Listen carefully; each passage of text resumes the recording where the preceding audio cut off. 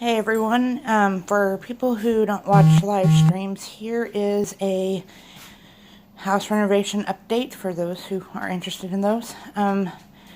We had a bad spot, and for the island used to sit right here, and we had a bad spot over there where the floor looks different, and we knew we weren't going to be able to keep these floors, so we decided to cut them up and see what was underneath there, and sure enough, the hardwood runs all the way across. We ran in to what we thought was bad over here, but it just happens to be that these boards were never stained. So over in this area where we thought was going to be all rotted, it is not. They're all in really good shape.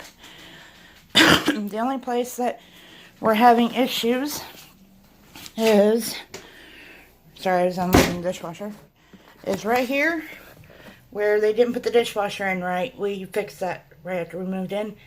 And those boards are completely gone. But fortunately, we have enough boards from what we recycled to repair that. So the kitchen floor will not be of any expense except for some stain and polyurethane and that kind of thing.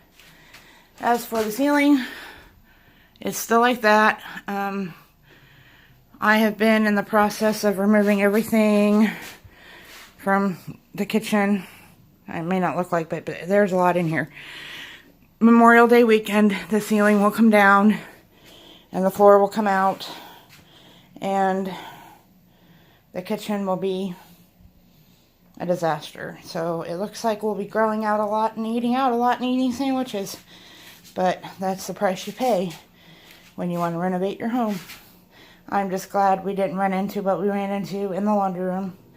This was totally awesome, totally repairable, totally awesome floors. So anyway, that is our update for now. Probably some live demolition coming this weekend. See you all later. Bye.